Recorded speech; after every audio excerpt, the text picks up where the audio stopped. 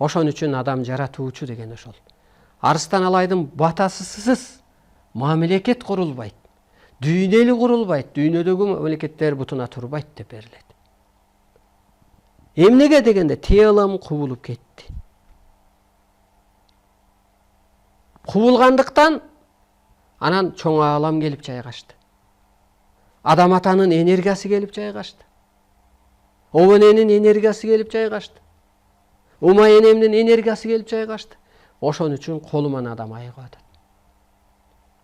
Ошон үчүн куткарып атам. Көрдүңүзбү, тыйыла кубулат экен. Жаңы доордо кубулуш керек экен. Корпусун калган менен ичиндеги энергияң башка.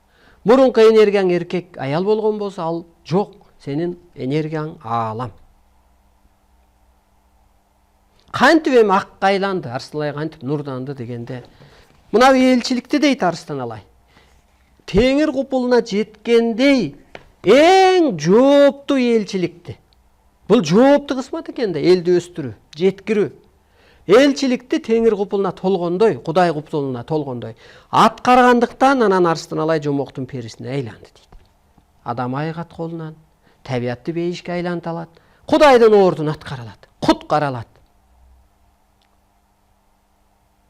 Анан кайра жыйынтыгында эки тоголок эт кусам. Түшүмдө. Анан бир эжем айтып атпайбы? Ичиң эми тазаланды. Мурун бир байкелерибизди айтып ошондой эле сасык экен. Анан ойлонуп, чын эле мен бизнесте жүрсөм, өйдүлдү эледим, чын ичим сасык да деп. Эми аңарган турбайбы деди. Мен нурдандым. Өзүмдү бош алып жүрдүм. Аябай улуу рахатка өттүм. Улуу кереметтерди таптым, элге жеткирдим. Көрдүңүзбү, кайра-кайра суу өтө берсе, канал деле тазаланат. Сиз дагы ушул ак энергияны элге өткөрө бересиңиз. Мээрим төгүңүз, теңирдин кызматын аткарыңыз, ааламдын кызматын аткарыңыз. Материя, сиз аалам энергия болсо, сиз ошо энергияны жеткирүүчү, акты, чындыкты жеткирүүчү материясыз. Сиздин оозуңуз бар, сиздин бутуңуз бар, чуркап барыңыз.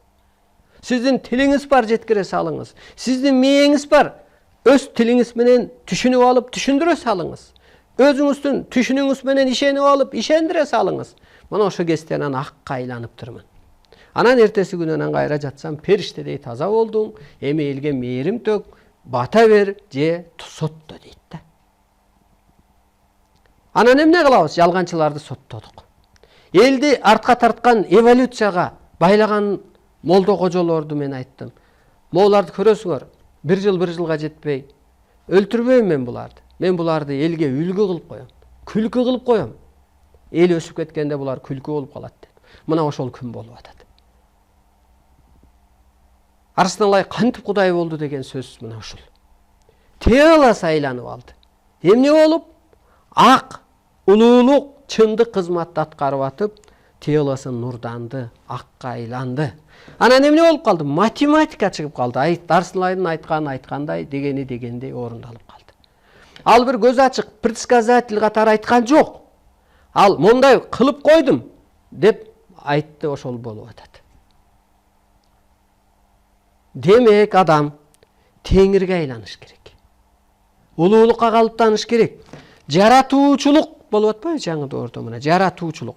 Анан жаратуучулугун аткарсаң, анан өлбөстүк келип чыгат. Мына өлбөстүк.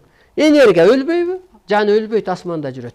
Тыйылың экөө кубулганда, жуурулушканда, анан тыйылы өлбөй калган ошо экен. А сен кысылып кыжаалап пендече болсоң, энергияң качып кете берет экен, анан тыйылың бир күнү өлүп калат. Батарейка отургандай. Ошентип бул илимдин аягы физика, химия, математика деп айтылат. Бул кайдан келип чыкты чө?